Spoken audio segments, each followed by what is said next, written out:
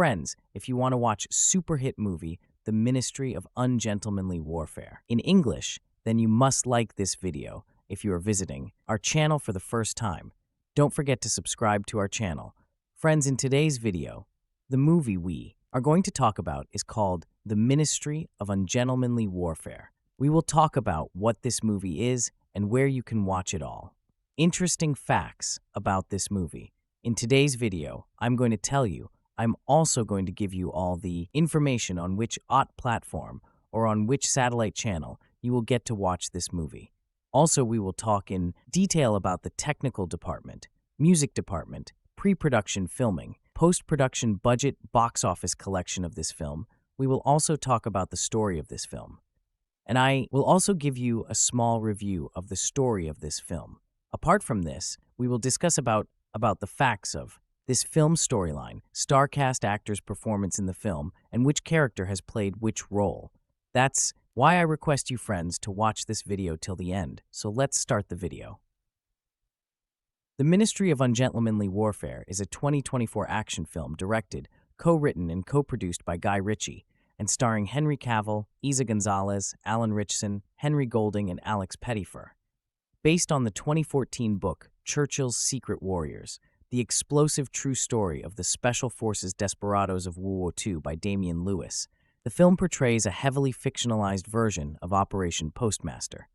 The Ministry of Ungentlemanly Warfare had its premiere on April 13, 2024, in New York and was released in the United States on April 19, 2024. The film received mixed reviews from critics and was a box office bomb, grossing $27.3 million on a $60 million budget. Plot. In late 1941, during World War II, the United Kingdom is struggling to halt Nazi Germany's attempts to take over Europe, with London regularly suffering bombing runs at the hands of the Luftwaffe. With their supply and aid ships constantly sunk by German submarines, Brigadier General Colin Gubbins, with the indirect backing of Prime Minister Winston Churchill, prepares to initiate Operation Postmaster, an off-the-books Black Ops sabotage mission intended to disrupt the Nazis' U-boat resupply operation on the Spanish-controlled island Fernando Po. While SOE agents Marjorie Stewart and Richard Herron depart by train, Gubbins enlists Gus March Phillips to assemble a ground team to destroy the Italian supply ship Duchessa d'Aosta and two tugboats attached to it. Using the neutral Swedish fishing trawler Maid of Honor, Gus and his allies, Graham Hayes, Freddie Alvarez, and Danish naval officer Anders Lassen, the only non-British and or Commonwealth subject to be awarded the Victoria Cross, begin the slow sail to Fernando Po. Upon discovering that SOE saboteur Geoffrey Appleyard, whom Gubbins had sent ahead on the assumption that Gus would show interest in wanting him on the team, was captured by Gestapo agents, they divert course to a Nazi-controlled section of La Palma for a rescue mission.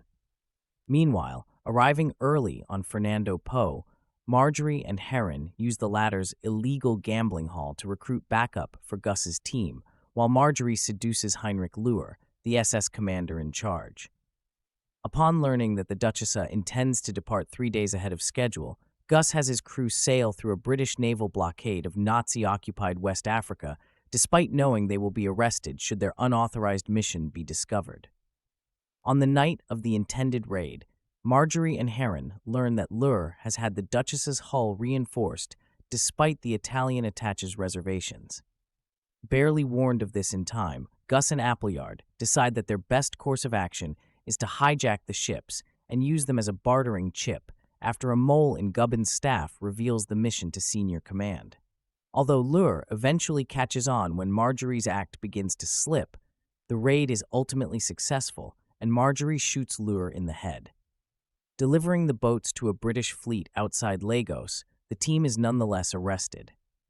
While waiting to be court-martialed, they are saved and recruited by Churchill as part of his Ministry of Ungentlemanly Warfare, as their actions have not only severely damaged the Nazis' naval strength, but also have allowed the United States, which recently entered the war following the Japanese attack on Pearl Harbor, to join the European theater.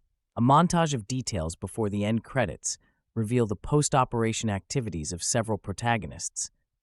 Gus became a war hero and would helm several similar raids during the war before marrying Marjorie, at the start of her acting career.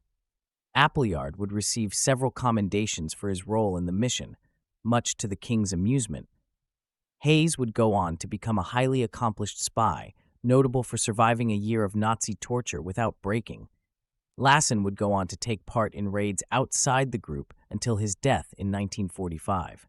Ian Fleming, who had been part of Gubbin's inner circle during this time, would use Operation Postmaster as the inspirational basis for his James Bond novels.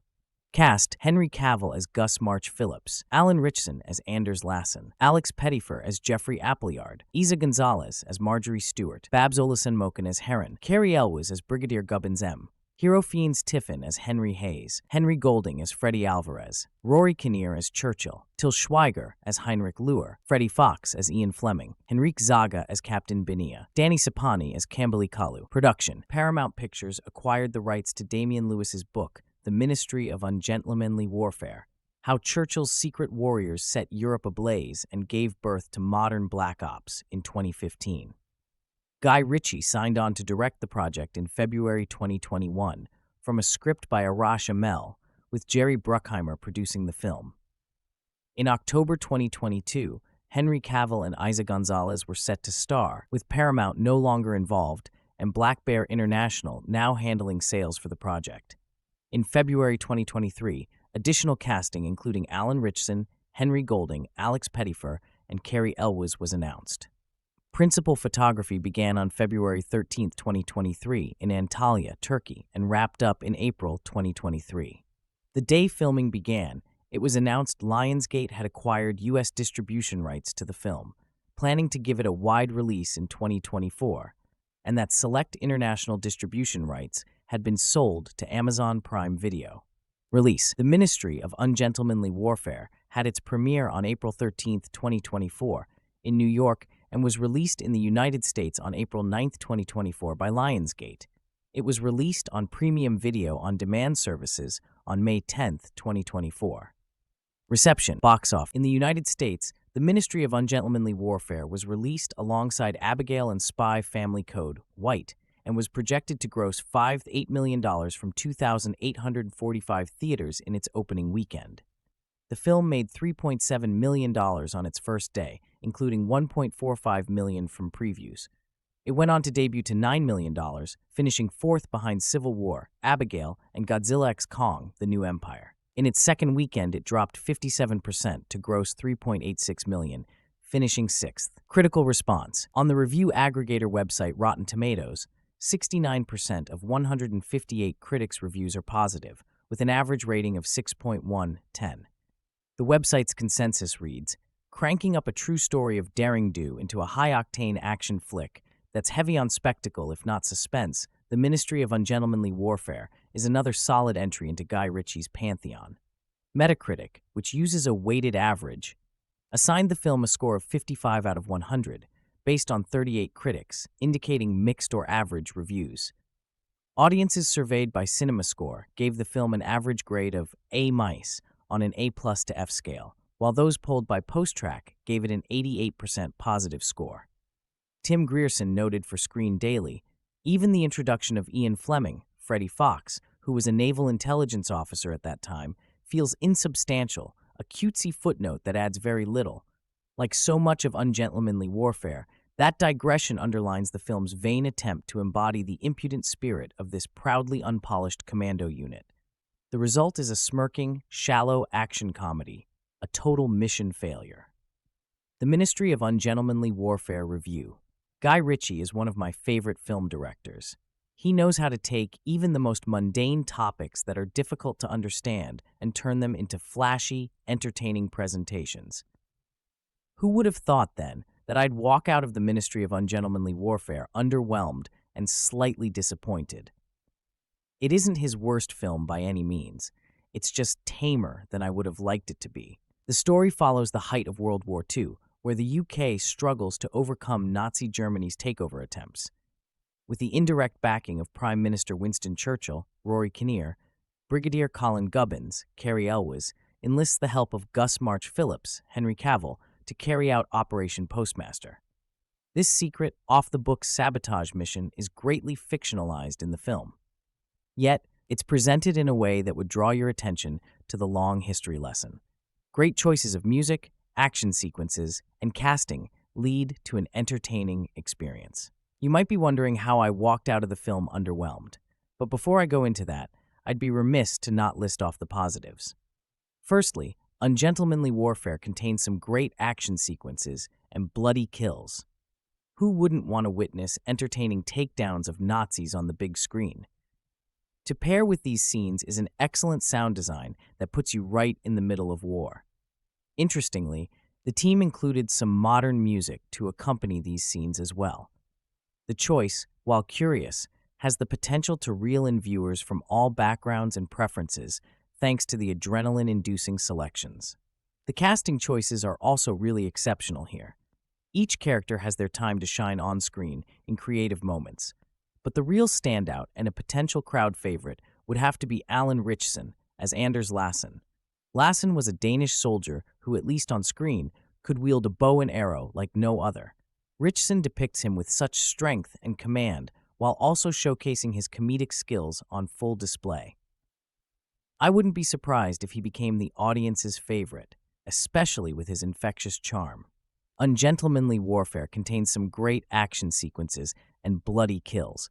Who wouldn't want to witness entertaining takedowns of Nazis on the big screen? Gonzalez also stands out as Marjorie Stewart, putting on an enticing performance that sizzles with fiery conviction. In every scene that she is in, my eyes were glued to the screen, and I wanted to see more of her performance.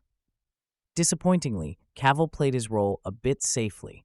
As the lead, he was simply outperformed, and it feels as if he was out of his comfort zone as a result of other actors having better moments. The quality of Ungentlemanly Warfare is bogged down by few stakes. With Ritchie's cool visual storytelling and a plethora of entertaining war sequences, there's really only one component of Ungentlemanly Warfare that soured the overall experience. For a war movie that is as intense as this one, it never felt like there were any true stakes. Perhaps that is a script mishap. After all, there are 4 screenwriters on this project. However, this just wasn't the film to get this major feature wrong. Even during the rescue mission, a 5-on-50+ battle of the rescue team versus Nazis felt a little too easy. And even when things tended to go awry, I never had a concern that the team wouldn't find a way through the chaos. Ultimately, Guy Ritchie's latest isn't exactly what I expected from the director, which isn't necessarily a bad thing. However, if I am going to be honest, I walked away disappointed. With great music, violent action sequences, and mostly superb performances from the actors, this could and should have been a sure victory. Instead, it fell a little flat thanks to a script that refused to offer any real stakes within the storytelling. This isn't Ritchie's worst film by any means. To be fair, it's still quite a successful body of work. There is undoubtedly a certain romance to commandos. The very term originally meant not a single individual, but rather a small group of men sent behind enemy lines to cause havoc. It's a term originally from the Boer War, a war that saw all sorts of horrors brought to the mainstream European and American presses. But the modern archetype doubtlessly comes from World War II, where Allied commandos doubtlessly fought for the good of the world, even if filtered through their own ideologies. Once the domain of a great many pulp stories, magazines, and films, it has come to feel dated in the public's mind. But Guy Ritchie has decided to serve us another go at this revered old genre in 2024's The Ministry of Ungentlemanly Warfare, distributed by Lionsgate Films, with a script written by Ritchie, Paul Tamasy, Eric Johnson, and Arash Amel. The film is a not particularly accurate depiction of Operation Postmaster, a British covert operations mission to destroy ships refueling the German submarines that threaten shipping routes in the Atlantic. Those routes carry urgently needed supplies for a Britain that is being pulverized by the Luftwaffe as Hitler tries to starve the country into submission. Even within the halls of Westminster, there are doubts as to whether this war can be won. In an attempt to ease the burden on Britain, Prime Minister Winston Churchill orders the aforementioned team to the place where these ships are docked, the island of Fernando Po, nowadays Bioko, in Equatorial Guinea. Unfortunately for the British, that island is a colonial possession of officially neutral Spain, run by fascists whom Hitler and Mussolini helped bring to power, and certainly favorable towards the Axis. One of the things that struck me about this film is the cinematography. I couldn't help but see the influence of Sam Mendes' 1917 here, with a simulated long shot that Mendes openly admits was influenced by his son's video games. There's nothing quite that ambitious here on display, but there are a number of shots that reminded me of real-time strategy games, with the camera hovering above bloody chaos in a manner that feels almost detached. I found it to be an interesting gambit, and one that I think worked. As I said, the script is not afraid to take liberties, but those feel appropriate. For example, there is a raid that never happened on a prison in the Canaries, ruled, again, by Spain, that never existed, but I am willing to forgive it because that sequence is just fantastic generally. I'm reminded of a review I read many years ago of the real-time strategy game Company of Heroes, set after the Allied invasion of Normandy, that I cannot find anymore, that talked a lot about the actual correctness of every little detail, every bolt and nut and rivet, and the authenticity of how a work feels. And this film passes that test. And may rivet counters be ever silenced, and learn why normal people actually engage with fiction to begin with. Walking out of the theater, I concluded that the film that the Ministry of Ungentlemanly Warfare bears the most resemblance to is Inglourious Basterds, albeit without the history-changing ending. The history-changing is instead woven throughout the film, which makes it straight history. I don't make the rules here. Very much like Sisu, a Finnish film I reviewed on this blog some months ago, this is fundamentally an action movie that happens to be set 80 years ago. There is plenty of humor to go around, mostly of the snarky one-liner variety, but also many moments that arise mainly due to character. There's a deftness in the script in regards to its characters, many of whom do not conform to the vaunted British stiff upper lip. Some are in prison, and others are fans of making things go boom. Despite all this, there's that British wryness that pervades their worldview, indeed the film's worldview, and I'm thankful that the Briton guy Ritchie got to helm it. I'm not sure an American could have made it as well. The action here is very good. The historically inaccurate raid on the Canaries has already been mentioned. There's also a deliciously tense, then gloriously Tarantino-esque shootout on a boat that begins the film, which is a masterclass in using the boat's restricted space to build suspense. There is the Timothy Zahn-esque gambit pileup that builds through the film and erupts in pure chaos in the film's last act, which involves all sorts of shenanigans with ships, elaborate parties for Germans with great big band jazz music to boot, and not the boring Nazi-approved stuff, a Jewish secret agent, and a local nightlife impresario who hates fascists. I do, though, have some unformed thoughts about how this film portrays Africa and Africans. The aforementioned nightlife impresario is a wonderfully sly character, played by Babs Olusanmokun, and is one of the best parts of the film. But I feel like one of the thematic emphases of the film coexists uneasily with its African setting. Much is made of how these commandos are breaking the civilized rules of war, and how that is a necessary thing when fighting an enemy as ruthless and loathsome as Hitler. I don't disagree with that per se, but I know enough about the history of international law to know that there was always a rule of gentlemanly warfare between civilized white people on the one hand, and unbridled savagery when Europeans fought those whose skin was darker than a lily. It was Hilaire Belloc who described British colonial policy as, "Whatever happens, we have got the Maxim gun, and they have not." I am certain the Sudanese who fell at the hideously lopsided Battle of Omdurman, which Churchill witnessed as a war correspondent and soldier, would not have considered British conduct in that engagement gentlemanly. Other than a few African characters, the film focuses mostly on the white inhabitants of a colonial society, for better and for worse.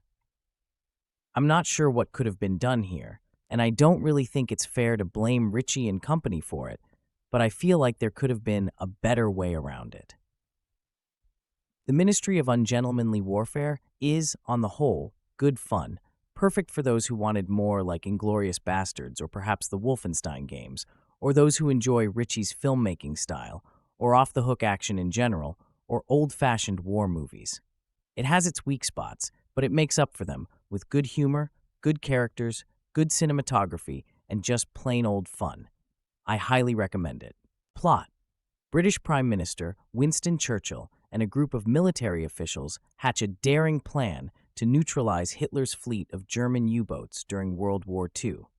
Made up of a motley crew of rogues and mavericks, the top-secret combat unit uses unconventional techniques to battle the Nazis and change the course of the war. Review: This never got a theatrical release here in darkest Canada, and it also was a box office flop, which is a shame, as the Ministry of Ungentlemanly Warfare is a lot of fun.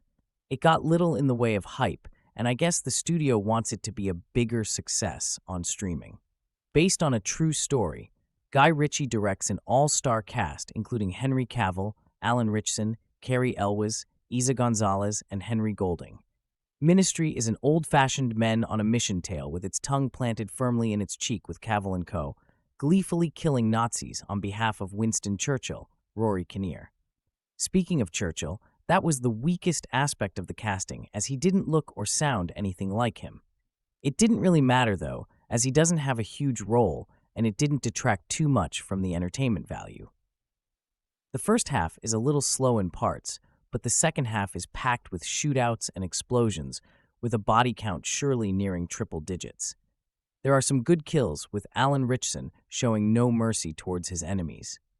He definitely has action star written all over him. He probably didn't need the accent, but it wasn't terrible. This doesn't happen often, but I found the score a little annoying at times, with the jazzy drums feeling repetitive. Overall, The Ministry of Ungentlemanly Warfare is a fun men-on-a-mission movie with a little pacing issue in the middle, but it has plenty of action in the second half, and Cavill and co. seem to be having a ball. It's at times hilarious, and the tone is generally light, making for an easy watch. The Ministry of Ungentlemanly Warfare has many elements of a Guy Ritchie movie. The story's heroes are arrogantly confident, have bravado, and have a lot of charisma as they plan a heist. This time, it's not modern London, but the World War II era as Ritchie adapts the 2014 book, Churchill's Secret Warriors, the explosive true story of the Special Forces desperados of War II by Damian Lewis. The movie stars Henry Cavill as Gus March Phillips, and this real-world figure led his Black Ops team on Operation Postmaster on a terrifying mission meant to incapacitate the Nazi naval fleet. As expected, this retelling leads to an explosive affair as Ritchie reinterprets history the only way he knows how, with unabashed, immense violence. Updated on July 30th, 2024 by Robert Vaux. Though based on real-life circumstances, the Ministry of Ungentlemanly Warfare takes a very loose approach to the facts in favor of an entertaining adventure story. That impacts the question of sequels and whether any that come along might borrow from history. The article has been expanded to include more information on the real-life circumstances that inspired the film, and the formatting has been updated to match CBR's current guidelines. The Ministry of Ungentlemanly Warfare is based on fact. Ritchie designs the Ministry of Ungentlemanly Warfare as an adventurous romp, which means a significant amount of what happens is fiction, fabricated for entertainment purposes. At the heart of the story is a real World War II mission called Operation Postmaster, led by versions of several characters seen on screen. Major Gus March Phillips and his men successfully seized 2 Italian cargo ships that were suspected of spying on the Allies. They were taken from the island Fernando Po, now Bioko, which Spain controlled during the war. The Spanish government was neutral in the conflict, having just concluded a disastrous civil war that left fascist forces in control of the country. They were friendly to the Axis, though, and their ostensibly neutral island could be a safe port for German and Italian operatives. To take the ships, March Phillips' crew would need to act without the authorization of the British government. If they were caught, they would be disavowed and left to be executed, to prevent Spain from joining the war against the UK. The operation itself had far less impact on the war's outcome than the film makes it out to be. The Ministry of Ungentlemanly Warfare presents it in do-or-die terms, with the fate of the war in the Atlantic hanging on the outcome. In truth, its strategic significance was far less important than the simple fact that it worked. The Axis lost a few surveillance ships, the British government claimed ignorance, and the Spanish, while furious, lacked the proof to justify entering the war. Author Ian Fleming, a high-ranking member of naval intelligence during the war, used March Phillips as one of his inspirations for his famous super spy James Bond. The Ministry of Ungentlemanly Warfare requires a new plan. The movie keeps the most basic details of the raid intact, considerably increasing the stakes and the action. Gus is tasked by Cary Elwes's Brigadier Gubbins, aka M, with forming a covert ops team. The British Prime Minister, Winston Churchill, was sick and tired of losing to the Nazis. To make matters worse, America couldn't join the Allies or send aid due to German U-boats who cordoned off British waters. Thus, Churchill wants that oceanic route freed up. He needs help, so he is willing to fake plausible deniability and have M work in the shadows. They retrieve Gus from prison, knowing a military rogue like him has the wherewithal to conduct the mission. Gus plans to use a team of renegades and blow up the Italian vessel, the Duchessa, and 2 tugboats, all of which provide fuel, food, and all the resources the U-boats need. Once this supply line is cut off, it'll take months for the boats to restock. This gives Britain a window of opportunity to strike at them when they become immobile. However, if Gus's soldiers are caught, they will be disavowed. This story is made for fans of the ongoing Mission Impossible series. Gus goes on to break the rules along the way, knowing he can't play in a confined sandbox to be successful. The first sin comes when his team makes a raid on a Nazi camp to steal a prisoner of war, Gus's old friend, Appleyard. Gus needs strategists outside of the muscle he already has. As part of his team, Gus has Freddy, the explosives expert, and Henry, Gus's understudy. There is also Marjorie, played by Three Body Problems' Isa Gonzalez, Heron, and Alan Ritchson's Anders, a weapons expert. Heron and Marjorie are important characters because they are undercover agents dabbling in trade with the Nazis. Their job is to eliminate the electricity at the target base, the Fernando Po Island off the coast of West Africa. Once that job is done on the inside and the Nazis are distracted during a party, Gus's team can rig the boats and bomb them. Appleyard is the final puzzle piece, finessing the plan and seeing the angles they miss. Of course, as easy as it sounds, it's a practical dream to think everything would play off idealistically.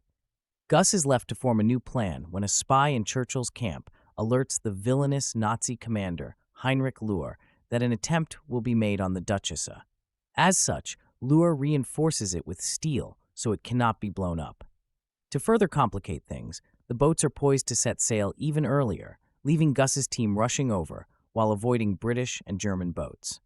The team's solution, courtesy of Appleyard's genius, is rather simple: steal the boat in the dead of night. The Ministry of Ungentlemanly Warfare has a fiery finale on land and sea. After the Ministry of Ungentlemanly Warfare's Heron blows the power plant, Gus's crew splinters off and begins taking the various boats. They get help from hired hands, Kambeely and his pirates, as Heron knew they would need more manpower to lift all these vessels. The firefight on land kills a slew of Nazis. The wars on the boats are also in Gus's favor. As they hijack the vessels, blow the anchors, and head off, they also destroy the boats that would pursue them. It's a clean break, except they still haven't picked up Heron and Marjorie. It turns out that while Marjorie has been seducing Löhr's men, the commander picked up a Yiddish accent. Löhr holds her hostage, realizing she is a Jew. Luckily, Marjorie can put a bullet in his head and get taken up by Heron. They board a speedboat and meet with Gus's team. Gus is relieved, not just because he has a crush on Marjorie, but because he hates the idea of leaving people behind. The team drops the pirates off and deposits the boats in international waters. However, while the British are happy to get these resources for themselves, the law is the law. This sort of warfare is against British policy. The team remains silent, however, as they don't want to contravene the public persona Churchill has carved out. They knew the risks going into the job, making them a spin on DC's Suicide Squad members.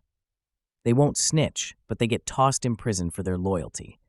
The Ministry of Ungentlemanly Warfare gives Gus's squad a pardon.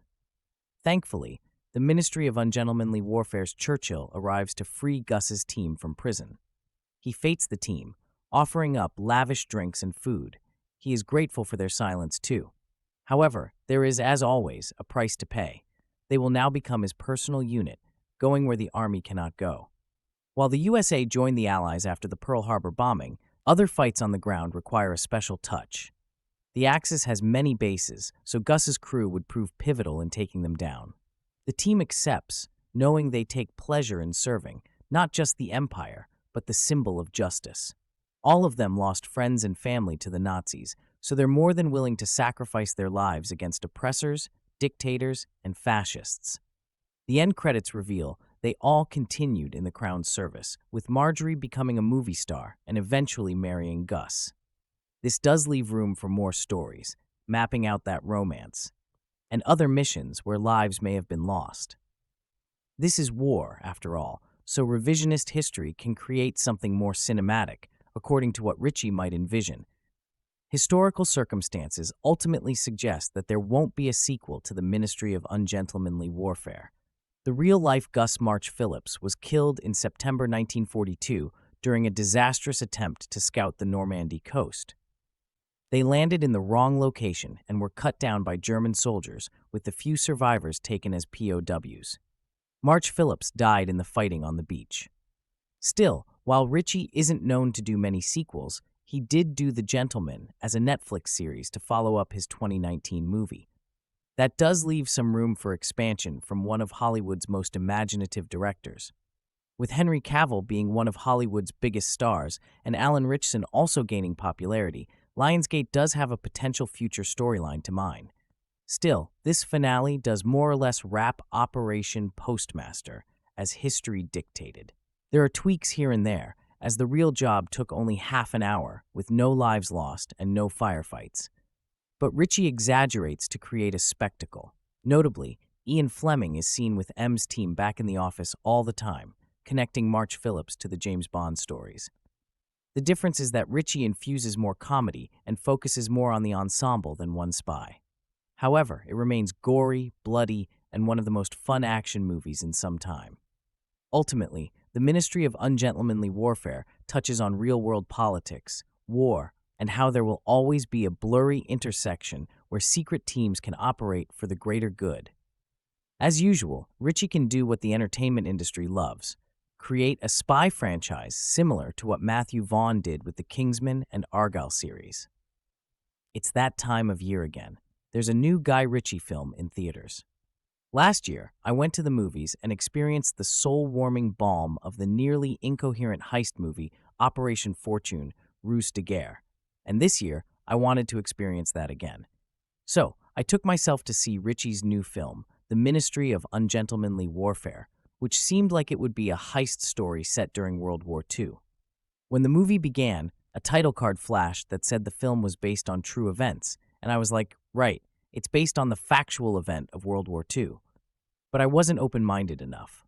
Turns out, the film is specifically based on a real-life and very cockamamie World War II mission called Operation Postmaster that was only declassified in 2016. Upon learning that, I wondered for a moment why Ritchie had not called the film Operation Postmaster. But then I remembered that his movie last year was called Operation Fortune, and it's a known fact that you can't have two operations so close together. Speaking of which, I was surprised to hear about the existence of Operation Postmaster because of that very rule. The British are already known for an absolutely bananas, top-secret World War II mission to turn the tide of the war, Operation Mincemeat. I have read the book Operation Mincemeat, seen the movie Operation Mincemeat, and seen the West End stage musical Operation Mincemeat, and I thought that this was the only absolutely insane, totally confidential war operation that the British had pulled off. But no, turns out there's another one too, and that's the one this movie is about. Clearly, the educational merits of the Ministry of Ungentlemanly Warfare are manifold. I was surprised to learn anything from this movie, because truthfully, I've never learned anything from a mid-career Guy Ritchie movie besides the fact that I really like a movie in which bad guys carrying guns have slower reaction times than the good guy who is carrying just one knife. I like a movie about a heist team made up of several hulking, wisecracking men and a single cool woman. I like a movie where something goes wrong with the plan that a crew has meticulously worked out to the very last detail, and now they have to improvise a whole new plan, and it works anyway. I want a large body count provided by the same stuntman over and over. And you can actually tell. You're like, oh, that's the guy who got nailed with the fishhook in the opening, or whatever. I like a movie where people are so British they can barely speak English. I like a movie with a cast that includes Cary Elwes. I like all this, and Guy Ritchie has never not given it all to me. What is the Ministry of Ungentlemanly Warfare about? It almost doesn't matter, but I'll explain anyway. Henry Cavill plays G.H. Gus March Phillips, a military officer of some kind who's currently serving jail time because he doesn't play by the rules. This is great news. I also love a movie in which no one follows the rules. If someone follows the rules, I will walk out. Anyway, Winston Churchill, Rory Kinnear, only I didn't realize that he was supposed to be Winston Churchill for like 2/3 of the movie because he doesn't look or sound like Winston Churchill. And why would you cast Rory Kinnear as Winston Churchill?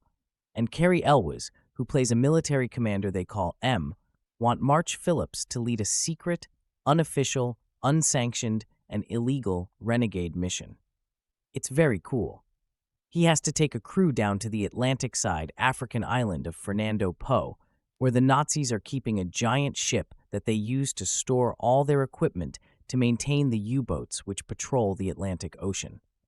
The plethora of U-boats has been preventing American ships from bringing aid to Britain and the Allies. So if March Phillips blows up that ship, the Brits will basically stymie the Nazi control over the Atlantic. Sounds like a plan. March Phillips says he's down to help, but he needs a badass crew. He has a few guys in mind: an Irish firearms virtuoso who hates the Nazis, Hero Fiennes Tiffin, an explosives weirdo, Henry Golding, a Swedish one-man killing machine, Alan Ritchson, and his best friend, Jeffrey Appleyard, Alex Pettyfer, I guess because they're best friends. So the British government is like, okay, we'll let you include these guys as long as you add to your team. 1. This really cool agent who has set up a contact in Fernando Po already. And 2, a very sexy woman, Eiza Gonzalez, who knows how to do everything and who will have a million costume changes despite traveling with only one small valise. March Phillips is like, you drive a hard bargain, but you've got a deal. So then, they all go to Fernando Po and pull off the mission.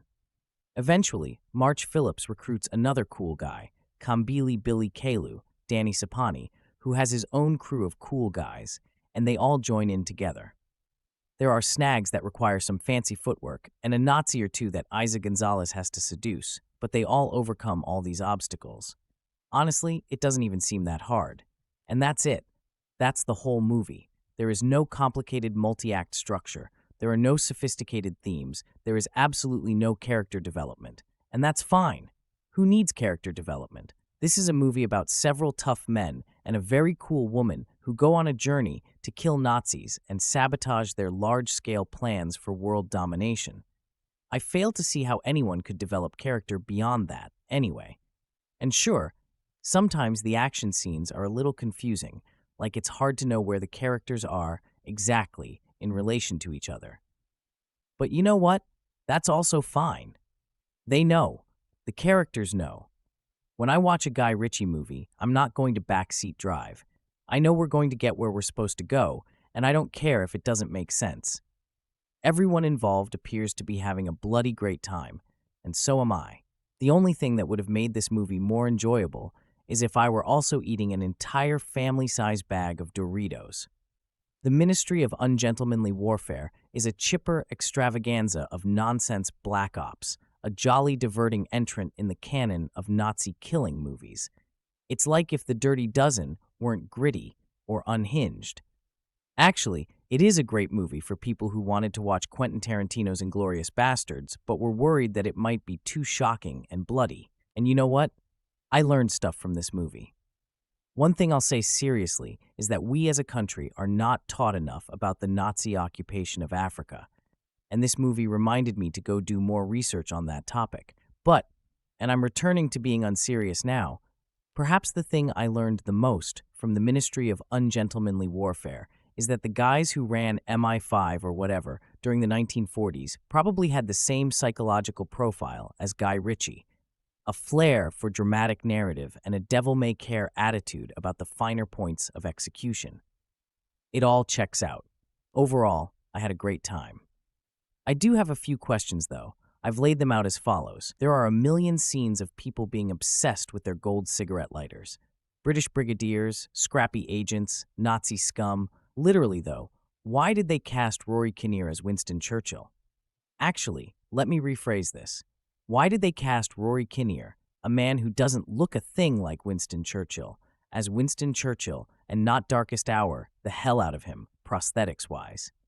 He's clearly wearing some makeup, but it is not enough and therefore doesn't work.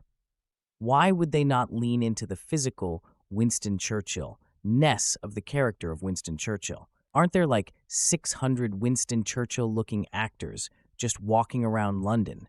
Why wasn't one of them captured and brought to set? Honestly, Rory Kinnear is an even weirder cast because, while he's a talented actor and deserves widespread recognition, he's not famous enough for this to be some fun, forgivable stunt casting. You know who they should have cast if they wanted to do stunt casting for Winston Churchill? Mike Myers. I think that would have been great. At one point in the film, Eiza Gonzalez wears this denim outfit that appears to be a tight-fitting romper, but is revealed to be a set of separates, a tiny, midriff-bearing jacket and high-waisted pants. Is this outfit historically accurate? I'm not being an asshole. I really want to know, because it's really cool. When does it come out on DVD? Packing a cracking cast and one hilariously ungainly title, The Ministry of Ungentlemanly Warfare is in many ways a Guy Ritchie flick through and through.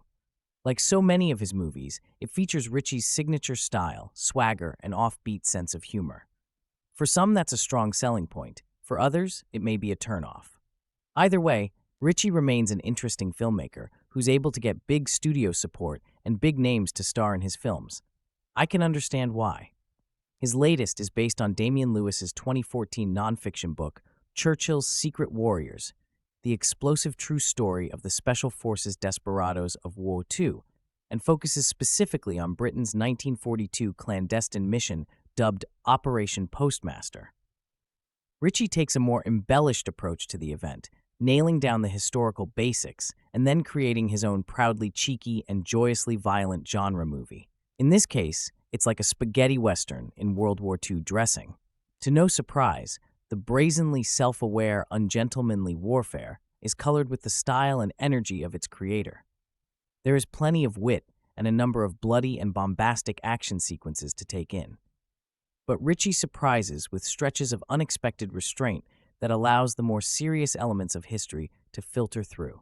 It's an important touch that calls back to other classic Men on a Mission movies while showing that Ritchie's interests go beyond just checking his own boxes. With German U-boats prowling the Atlantic, cutting off vital supply chains and keeping the United States from joining the war, Churchill, a not-so-convincing Rory Kinnear, greenlights a covert operation as a last-ditch effort to avoid surrendering to the Nazis. The Prime Minister's liaison, known as M, Cary Elwes, is tasked with putting together a team, not of everyday soldiers, but of ruthless men who have no issue with breaking the rules in order to complete their task. M immediately calls for the one man who can pull off such a job, Gus March Phillips, played by an utterly delightful Henry Cavill, sporting a curly mustache, shaggy beard, and charm to spare. Gus is brought in from prison, and briefed. He's told that a merchant ship called the Duchessa d'Aosta will be docking in Fernando Po, a small Spanish island in the Gulf of Guinea.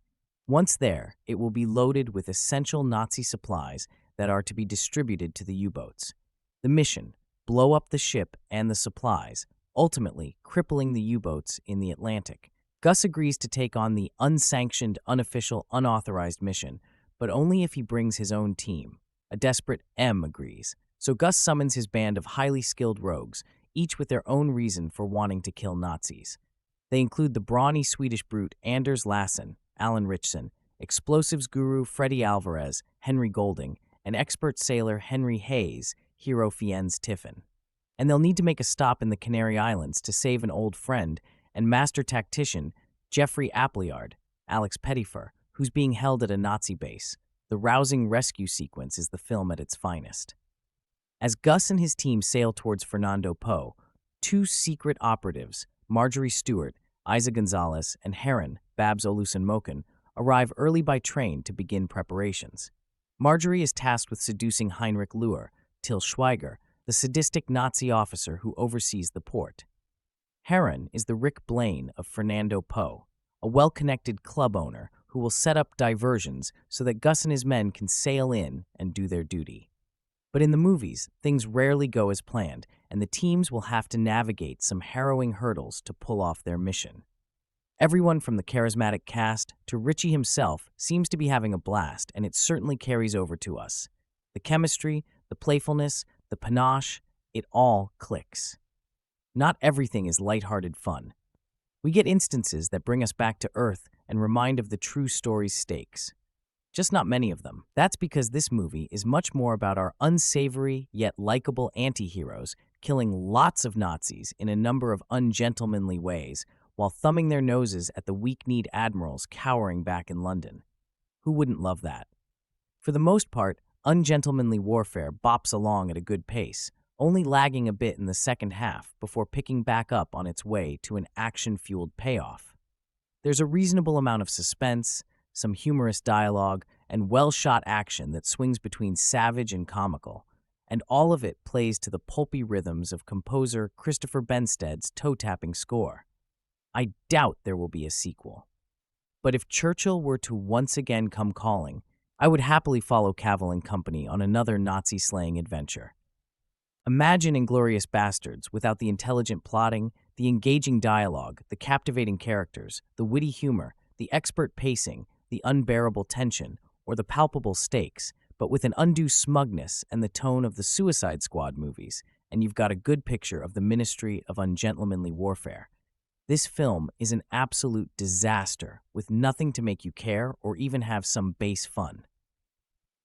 Watching the trailer is 10 times better than sitting through this half-eaten crayon of a movie.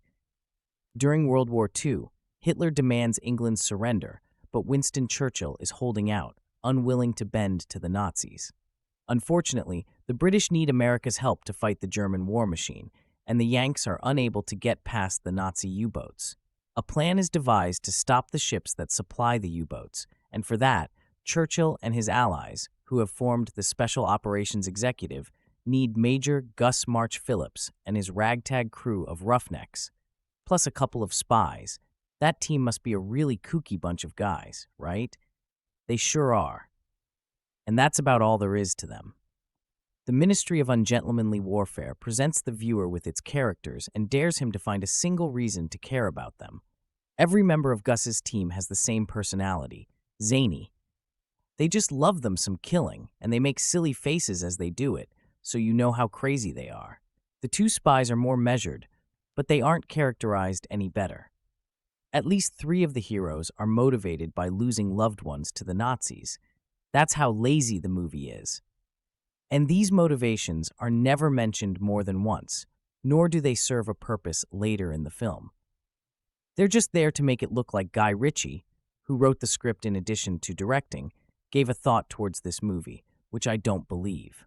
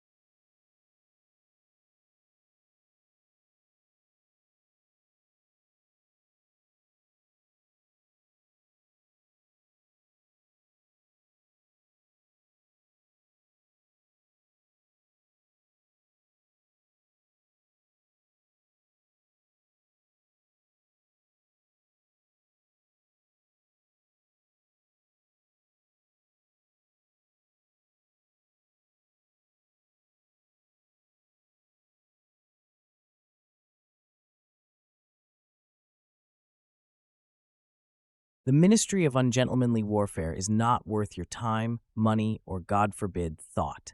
It's stupid, boring, and weightless, and it's smug about it. I'm disappointed, but I don't know if it's with the movie or myself for, once again, thinking I may have been in for a good time when I sat down in a movie theater in the 2020s. Man, Henry Cavill really can't catch a break, can he?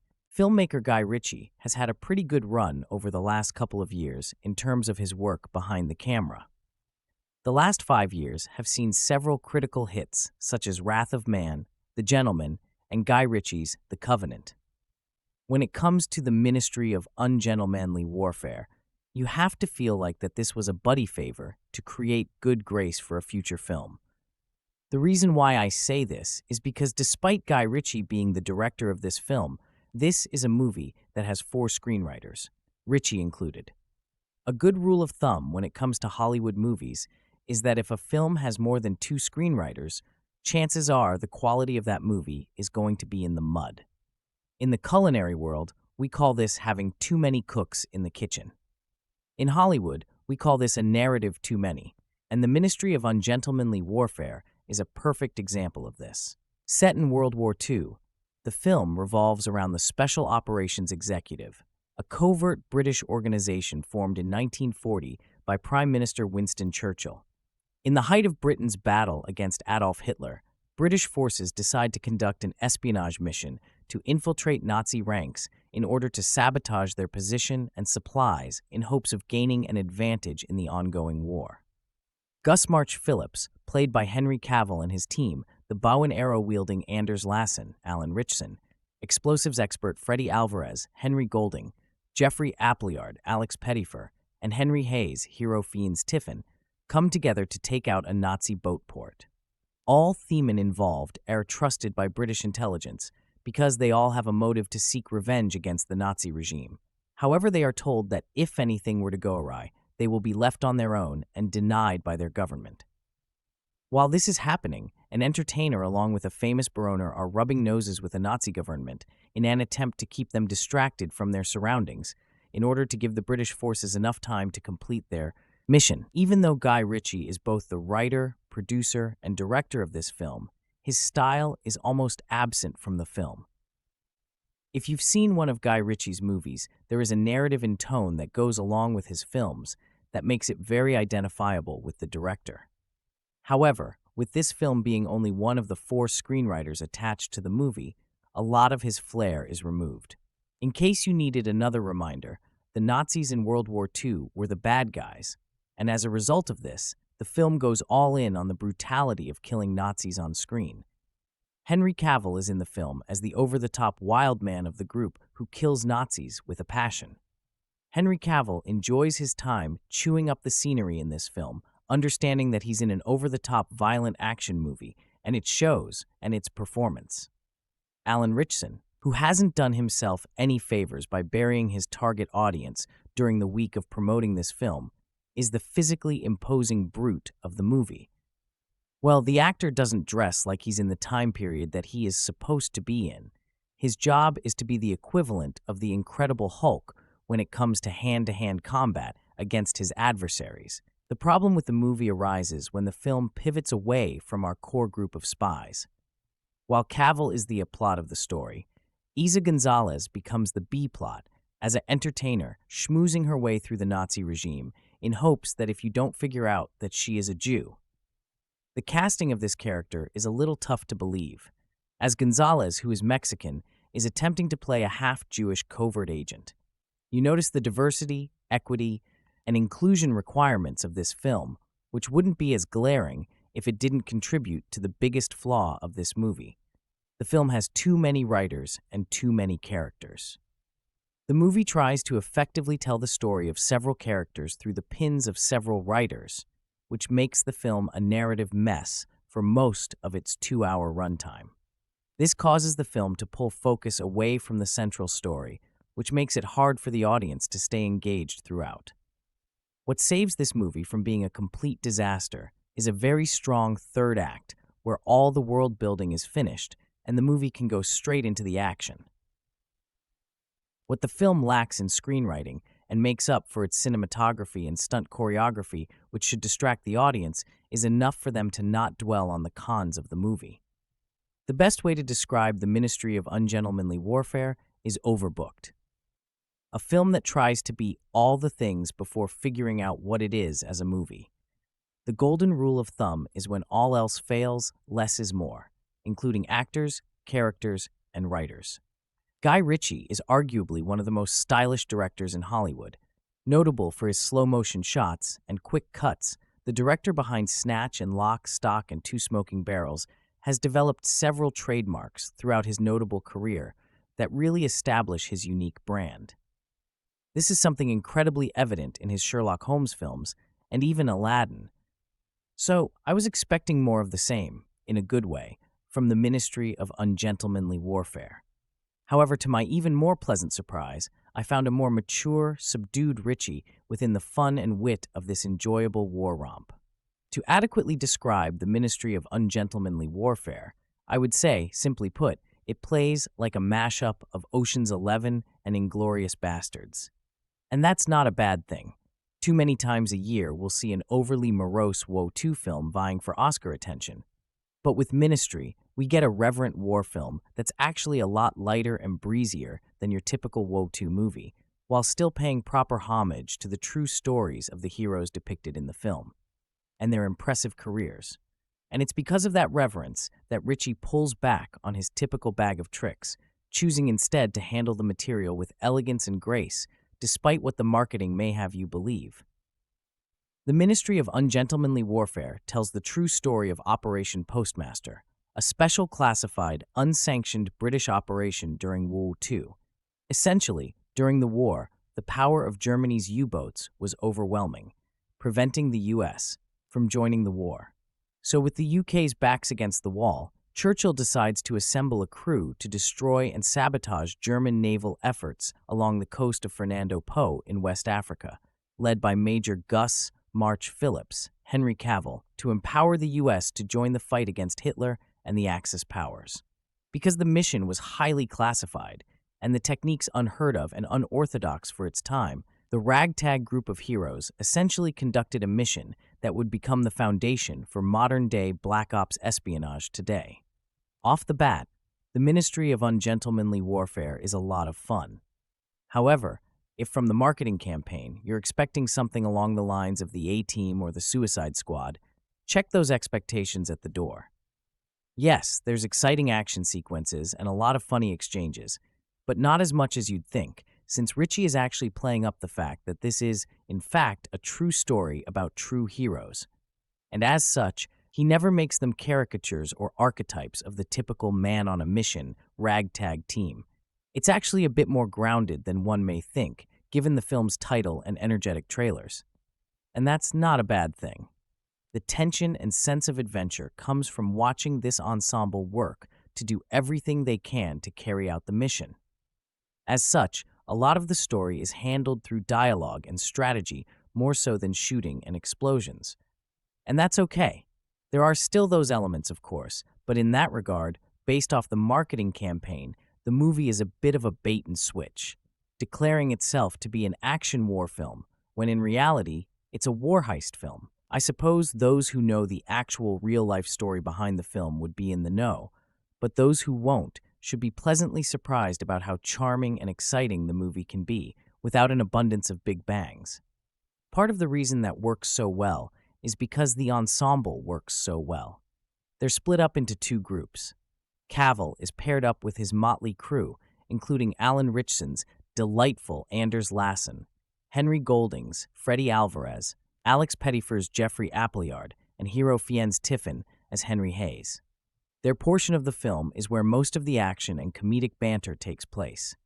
Cavill and Ritchson are utterly charming, with Golding, Pettyfer, and Fiennes Tiffin providing strong supporting roles with their leaders. Ritchson in particular is hilarious and badass. He's almost this film's equivalent of Hugo Stiglitz from Inglourious Bastards, ironic since Til Schweiger is also in the film, running around sniping folks quietly with his Hawkeye archery skills and knifing them left and right. It sounds brutal, but the film makes it so the violence is quick and clean, never dwelling on it. which is a nice touch given it's not trying to fetishize or glorify the horror of war, but also, to paraphrase Cavill's character in the film, try to have some fun. And these scenes and Ritchson and Cavill's performances steer into that energy, helping the movie retain a sense of lightheartedness among the tasteful violence. However, the other part of this film belongs to the terrific Isa Gonzalez and Babs Olusanmokun. Their half of the movie is the true espionage piece of the narrative. Their characters, Marjorie Stewart and Heron, are the ones fully going undercover behind enemy lines, using trick gadgets and secret radios to communicate intel to British intelligence. Gonzalez, in particular, is given such a wonderful, multifaceted character, pulling out all the stops in a fantastic performance that requires her to speak in multiple languages, be a badass with a gun, sing, dance, and charm. And yet, Gonzalez also is able to subtly inject complex humanity within this character that has seen and experienced challenges. If I had to give the film a true MVP, it would be her, given how wowed I was by what she was able to do with the character and how little she's given credit as a terrific actress. Olusanmokun is also strong, being the eyes on the ground and the primary point of contact for March and his motley crew. And he performs the role quite well, infusing believability into a character meant to be the smartest guy in the room and one of the linchpins of the operation. The script is reasonably sharp and witty, with fine work from the collective team of Paul Tamasy and Eric Johnson, Arash Amel, and Ritchie himself. It portrays these characters as noble, even if they're also caddish about other things, and ends up being a good use of the charms of each one of the ensemble to play to their strengths. And once more, I'm going to commend the restrained direction and execution from Ritchie. But something I really genuinely need to call out is the wonderful score by Christopher Benstead. This marks his 6th collaboration with Ritchie, starting with the original 2019 film, The Gentleman. And his score here for Ungentlemanly Warfare evokes shades of Ennio Morricone, providing tension, mood, and atmosphere to an elegant throwback war film. Now, as far as issues go, the movie's not without its share.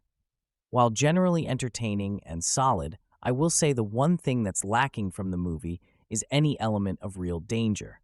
The only time it felt like any character was in any sense of jeopardy was when Gonzalez's character was going undercover at a costume party. But as far as the Ministry's ploys to carry out their would-be high-risk rescue and seize missions, it admittedly felt incredibly convenient. Perhaps a handful of things go wrong, but none to the same degree of anything you'd find in your typical heist film. There's definitely more setbacks and perils in the Ocean's 11 films than Ungentlemanly Warfare, for better or worse. It doesn't diminish the enjoyable nature of the movie, but it does temper the excitement a little. Additionally, I do wish that outside Cavill, Ritchson, Gonzalez, and Olusanmokun, the cast was given more to do.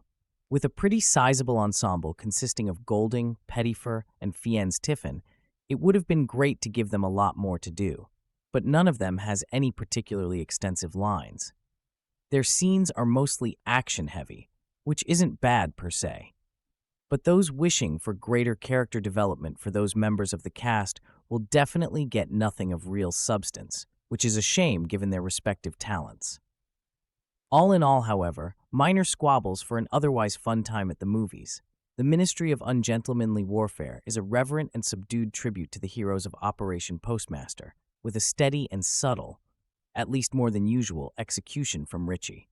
The ensemble is terrific, blasting the film with charisma and kinetic energy that livens everything up, and the movie's tone has a fun spy heist feel that always feels cool, exciting, and slick. Overall, go in expecting a fun Wo-2 caper, and you'll come out smiling. The Ministry of Ungentlemanly Warfare is smart, bold, and utterly irreverent film that presents Britain in desperate state as it struggles to hold out against the Nazis.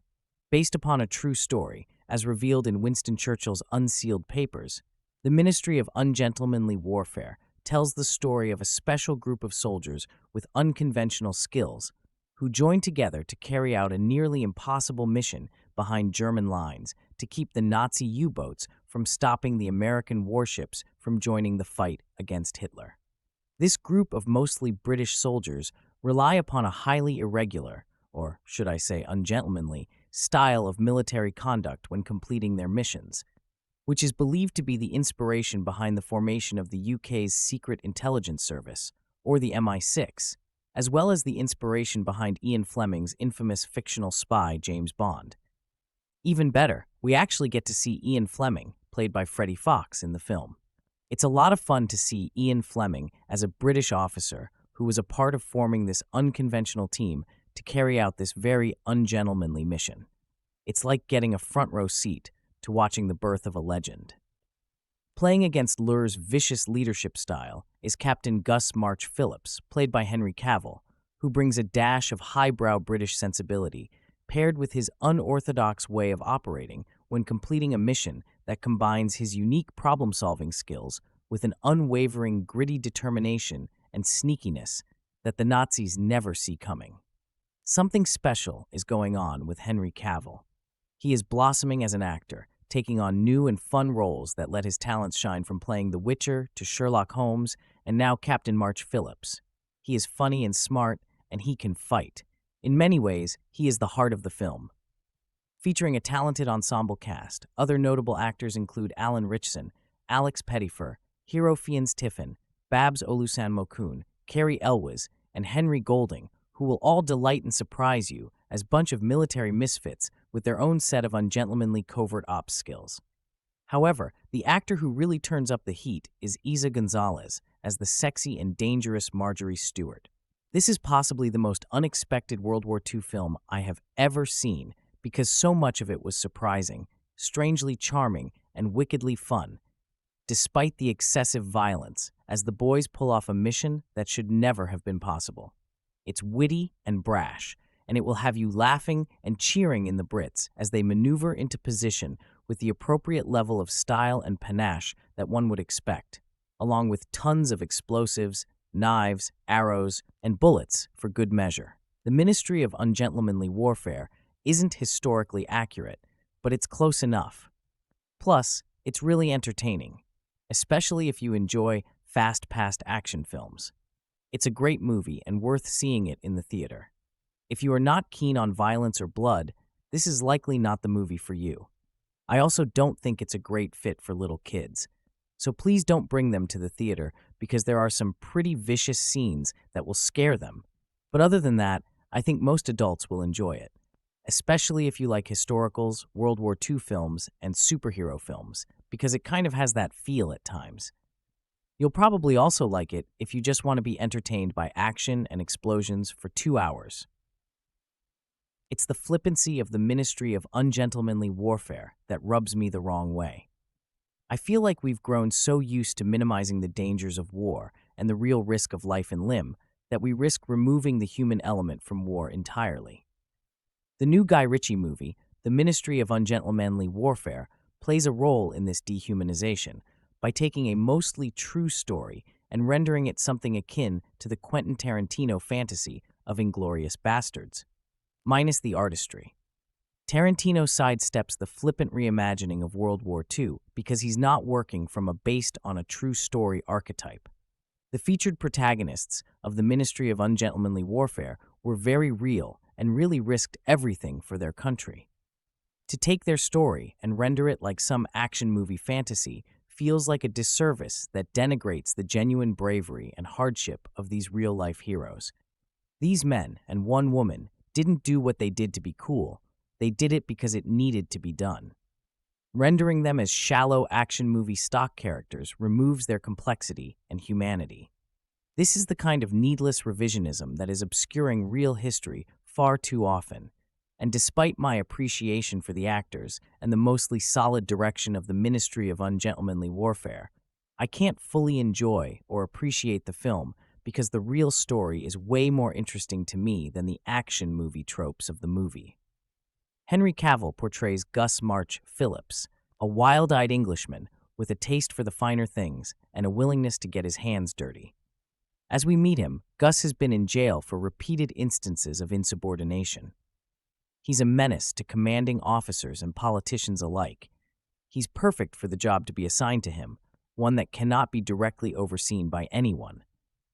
Gus's mission involves crippling the Nazi supply chain for U-boats and thus opening the ocean for the Americans to enter the war.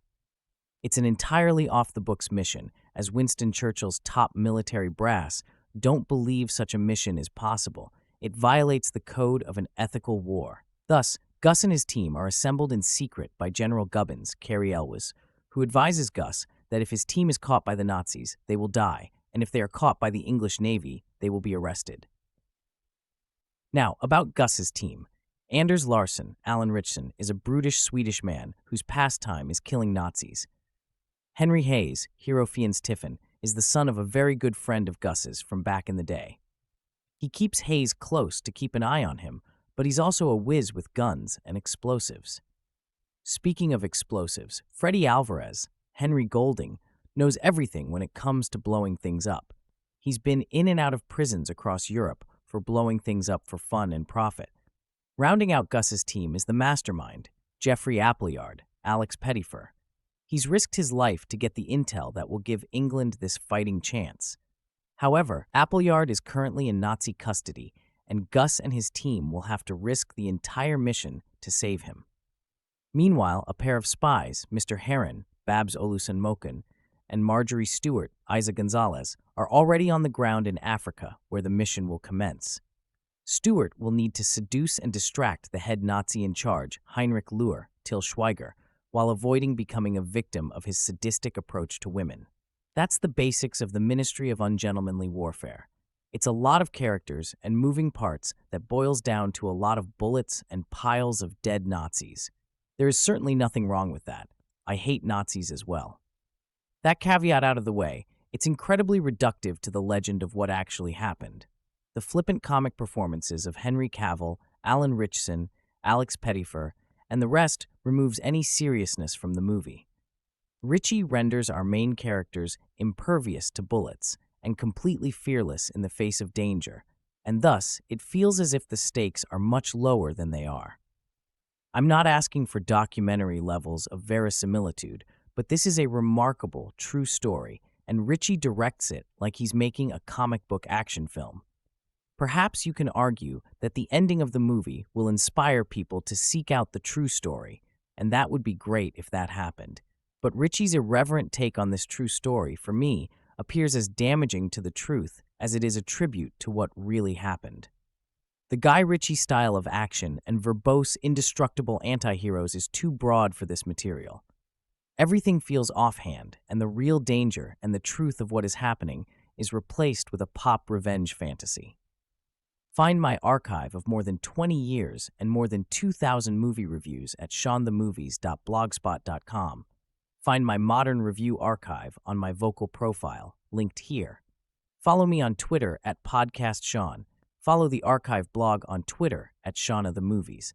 Listen to me talk about movies on the I Hate Critics Movie Review podcast. If you have enjoyed what you have read, consider subscribing to my writing on Vocal. In the Ministry of Ungentlemanly Warfare, British Prime Minister Winston Churchill authorizes an illicit mission to undermine Hitler's fleet of German U-boats during World War II. The plan calls for renegades with little respect for the rules, led by a cocky ex-criminal named Gus March Phillips, Henry Cavill, who's released from prison and called into a top-secret briefing.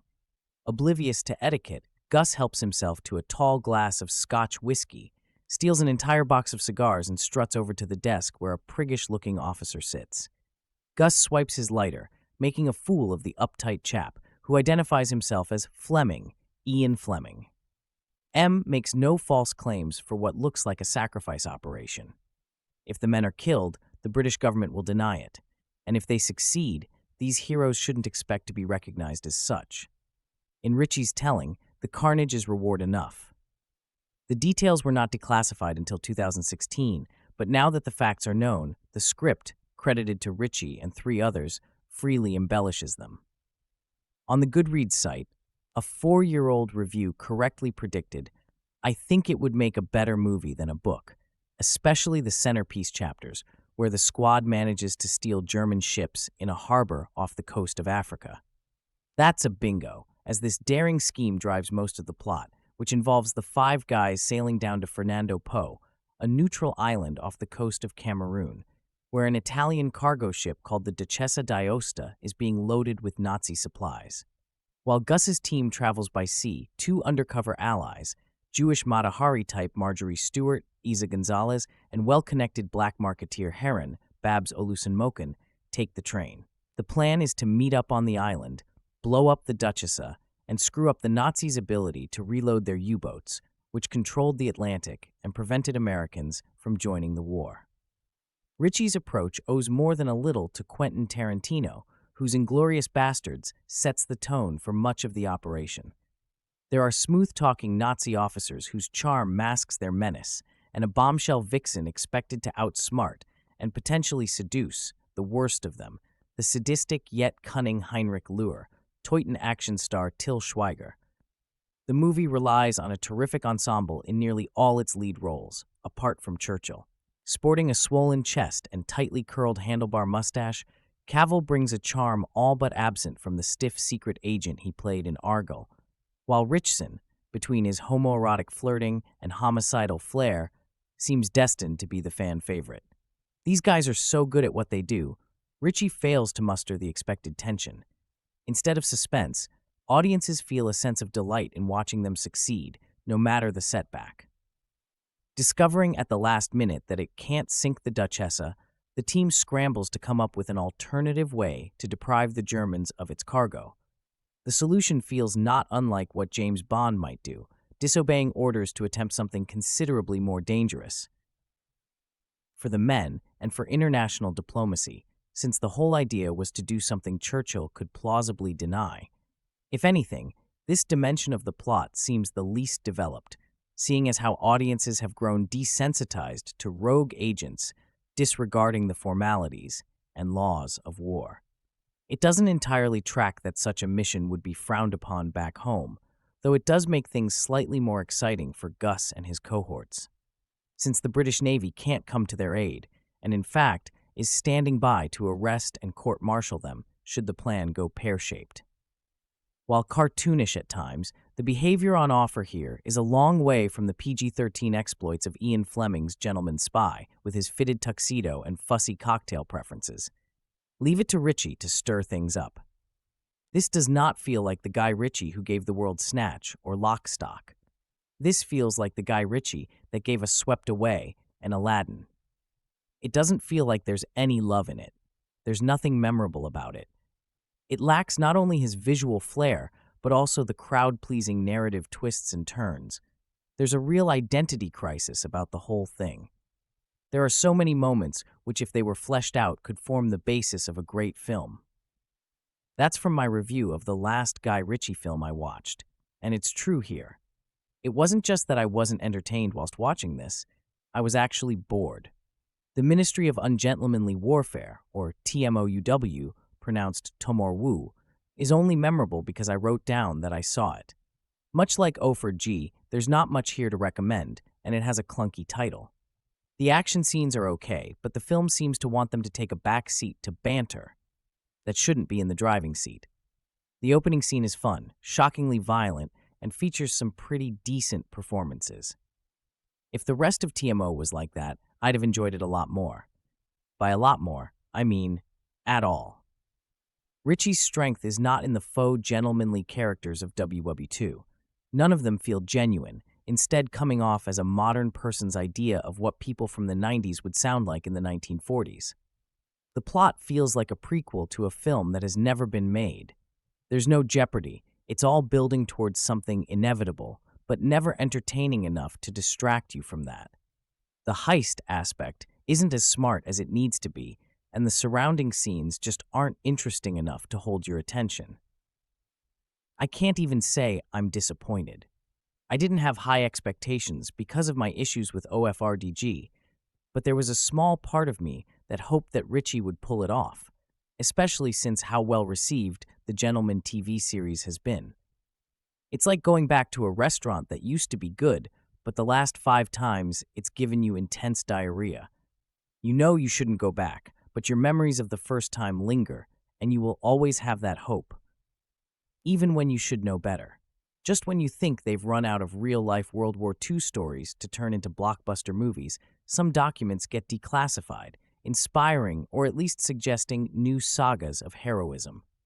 The Ministry of Ungentlemanly Warfare, about a small mission of Allied fighters killing Nazis on a grand scale wherever they go, directed by Ritchie from a script by Ritchie, Paul Tamasy, Eric Johnson, and Arash Amel, claims as source material information that only became available after some secret history stuff was declassified in 2016. It also happens to be, according to its credits, based on a book by Damian Lewis called Churchill's Secret Warriors, the explosive true story of the Special Forces desperados of World War II, which was published in 2014. As it happens, a book by Giles Milton called The Ministry of Ungentlemanly Warfare was published in 2017, but apparently not used for this movie. Confused? Imagine how I felt when the film itself purports to open in 1942 and yet features its fictionalized Winston Churchill, Rory Kinnear, complaining about the United States' reluctance to join the war. Like Pearl Harbor never happened. Granted, it only happened in December of 1941, and this picture opens in January of 1942, and after its crowd-pleasing Nazi-slaughtering opening scene in which our heroes, big-chested and bushy-faced, and looking like they stepped out of a 1960s Jack Kirby comic. The pictures of the real-life figures rolled out before the closing credits are of weedier, paler Brits. Dispatched not just a small squad, but an entire gunship from their innocent-looking fishing boat. There's a title card reading, 25 days before, and I'm sitting there doing math in my head, and is it adding up? My advice to you, if you're going to watch this picture, is to forget about these things. And anyway, Churchill's movie point has more to do with the Atlantic being stocked with German U-boats, which will likely blast any American ship bearing supplies or personnel right out of the water. British military intelligence, here represented by Cary Elwes and Freddie Fox, who plays Ian Fleming, and yes, it's the Ian Fleming. The movie makes a point at the end of telling us that the daring do we've just witnessed, and the folks who perpetrated it directly inspired his spy novels, and James Bond and all that. Concoct a scheme in which a special ops force will sail down to the Gulf of Guinea and take out a ship packed with supplies for the aforementioned U-boats. Without supplies, the subs can't function, and hence the shipping across the Atlantic problem gets at least temporarily solved. The movie goes for a Dirty Dozen, Inglourious Bastards vibe. Henry Cavill, extravagantly bearded and mustached, plays Gus March Phillips, first presented to the brass in shackles. After sampling their brandy and stealing their cigars, he puts together his crew, all of them apparent rebels and reprobates and rule breakers, and which includes one really big-chested guy, Alan Ritchson, who's a master archer. What good is a master archer in a firefight, you might ask? Well, you can take out Nazis in guard towers in relative silence with such weapons, which helps when you're breaking out a team member who's been imprisoned by the Germans. There's also the requisite explosive expert, and so on. Among the players of these mayhem makers are Henry Golding and Alex Pettyfer. On the ground, a femme fatale played by Isa Gonzalez and an undercover agent who operates a casino bar near the port, Babs Olusanmoken, conspire to distract the Nazis tending the targeted ship. Unlike Alex Garland's Civil War, the Ministry of Ungentlemanly Warfare is commendably upfront about its politics. That is, it's extremely anti-Nazi. No prevarication here. Germans exist in this film pretty much only to be shot, with bullets and arrows, or stabbed multiple times, and in the most sensitive to stabbing corporeal locations, to death. Sometimes before they die, they deliver smug Nazi speeches, which gives their subsequent horrible, painful deaths an added thrill. And while The Dirty Dozen and scores of other World War II movies bowed to the sacrifices of life and limb made by our own fighting forces, Ministry makes a point of, well, not to give too much away, but every time one of its heroic fighters seems in a spot, the danger is only there to reveal an ingenious way of getting them out of it. If World War II itself had gone this smoothly, the Allies would have made it to Berlin before Casablanca got its wide release. That would be January of 1943. While the action and suspense set pieces are executed with typical Ritchie bravura, the movie falls flat a lot of the time in between. Despite its 4 credited screenwriters, there's not much verbal crackle at play. This is a largely British production, in which its characters signal their Britishness by calling things bloody this and bloody that mostly. And the historical oddities do continue to grate, even after you've resolved to turn off your mind. Relax and float downstream. The sexually sadistic, of course, Nazi officer played here by Til Schweiger, speaking of Inglorious Bastards, entertains Gonzalez's character by playing her a recording of Die Moritat von Mackie Messer, which we know as Mac the Knife. Later in the picture, Gonzalez sings a mostly English version of the song.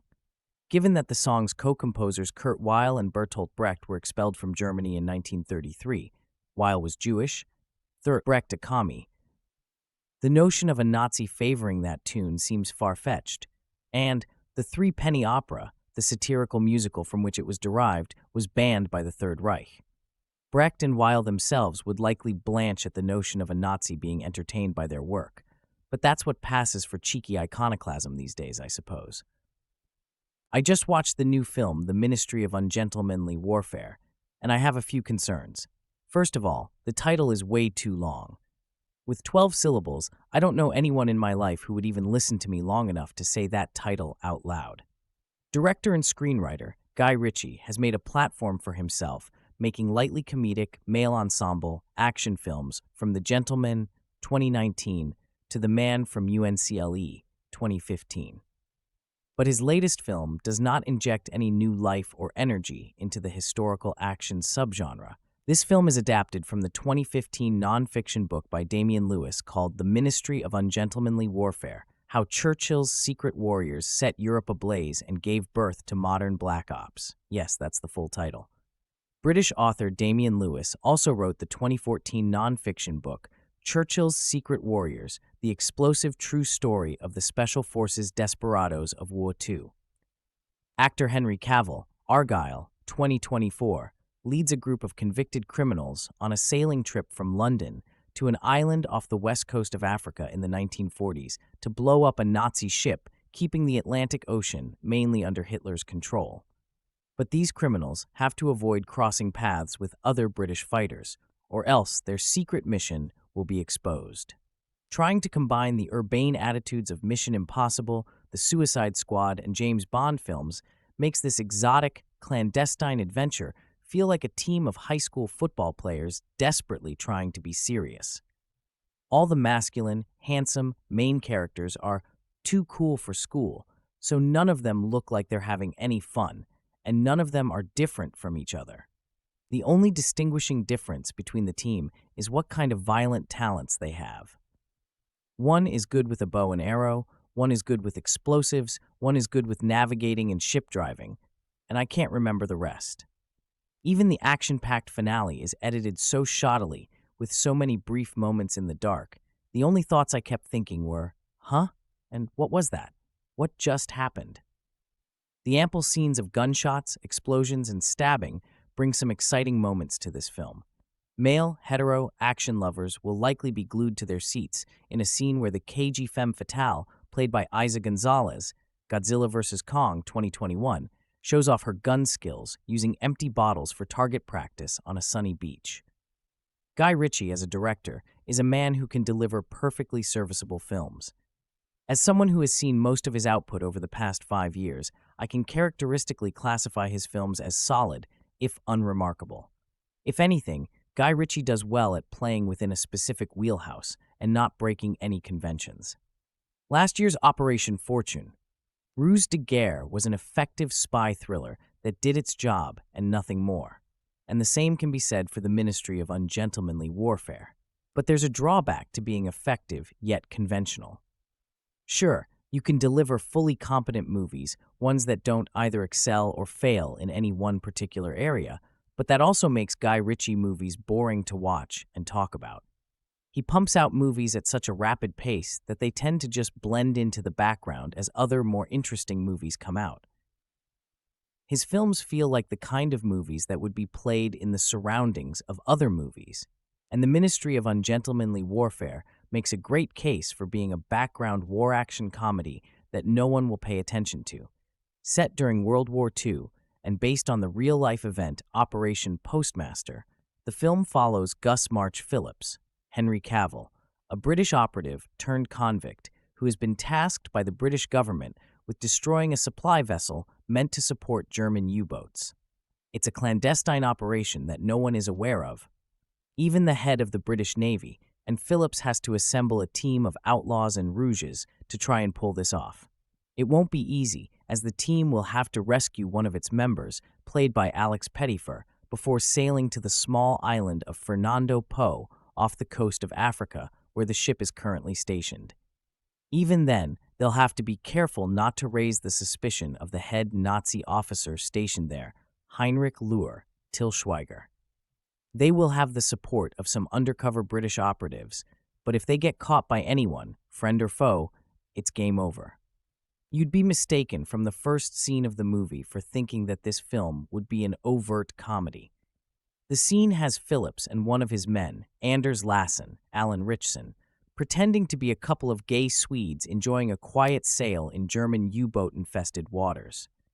Naturally, they're boarded by a German commanding officer and his crew, who proceed to taunt them and threaten to burn their boat, only for Phillips and his crew to reveal themselves and brutally execute every Nazi on board and blow up their boat. Once the title card popped up, the first thing that came to mind was that the Ministry of Ungentlemanly Warfare was attempting to ape Inglourious Basterds hard. I'd be totally okay with that, for the record. Inglourious Basterds is an excellent war film that wasn't afraid to have a sick sense of humor about killing Nazis while balancing the tense drama of watching a bunch of covert operatives outwit the Germans. Indeed, the Ministry of Ungentlemanly Warfare is at its best when it decides to just have a sense of humor about itself. Alan Ritchson is the best example of this, playing a gleefully over-the-top mammoth of a man who uses a wooden bow and arrow to kill as many people as possible and literally rip their hearts out of their chests. Is it excessive? Undeniably, but it's also fun as hell, which really should be the point of a movie like this. Sadly, this high-octane and violent gore accounts for about 10% of the film's 2-hour runtime, with the rest being very mediocre espionage sequences. Most of the film doesn't even follow Phillips and his band of merry murderers. Most of the time, we follow around the two agents already stationed on the island and see how they help get everything set up for their arrival. Despite spending most of the film's runtime with these two, it's hard to remember virtually anything about them other than they're good at gaining the trust of Nazis and finding allies in the area. The Ministry of Ungentlemanly Warfare has a severe problem regarding its characters and how they're presented and set up. Outside of a brief introduction for Phillips and our first meeting with Löhr, most of its characters feel non-existent and barely present. It's not even that they come off like stock archetypes meant to fulfill a role, or that they have one defining character trait, and that's all that the film focuses on. No, it's more like each character lacks any real identifying elements about them. I can't remember a single thing about any character's name, their personality, or even what their shtick was supposed to be. I remember that Henry Golding was meant to be a demolition expert who nobody likes, but he has absolutely no personality to him whatsoever. We never saw his unlikable character traits that were built up from the beginning, and instead, he was just some guy who planted bombs on some ships. The cast doesn't even have a lot of time to interact with each other. Most of the film's runtime has everyone separate from each other, with Phillips and his team slowly sailing to Fernando Po while the spies stationed on the island conduct their business. It genuinely feels like nothing of consequence happened in the middle of the film, as we just waited for the actual operation to take place. Even then, when it did eventually occur, there was no tension whatsoever on whether or not the mission succeeded or failed. When there was a kink in the plan due to some last-minute information, I wasn't curious how they were going to fix it, or even worried that the mission would fail. I still knew the Nazis would lose, and our heroes would win, because it was so conventional that I couldn't imagine the Ministry of Ungentlemanly Warfare trying to subvert itself in any meaningful way. Directed by Guy Ritchie, screenplay by Paul Eric Johnson, Ramel Guy Ritchie, produced by Jerry Reimer Guy, Richie Chaden, Ivan Atkinson, John Friedberg, Starring Henry Cavill, Isa Gonzalez, Alan Ritchson, Alex Pettyfer, Hero Finns Tiffin, Babs Aliasakin, Enrique Zaga Tilschwier, Henry Golding, Carrie Ellis. Cinematography, 12, edited by James Herbert. Music by Christopher Benstead. Production companies, Black Bear Jerry Bruckheimer Films, 2 Red Sea Film Fund, C2 Motion. Picture Group Media Capital Technologies, distributed by Lionsgate United States. Prime Video United Kingdom through Amazon MGM Studios, released as April 13th, 2024 in New York City. April 19th, 2024 in United States. July 25th, 2024 in United Kingdom. Running time, 122 minutes. Countries: United Kingdom, United States. Language: English. Budget: $60 million. Box office: $27.3 million. So guys, this is the review of the Ministry of Ungentlemanly Warfare. Smoothie and some information about it. How do you like our today's video? Please let us know by commenting. And if you like this video, please like it, share it, and don't forget to subscribe to our channel. Thanks for watching.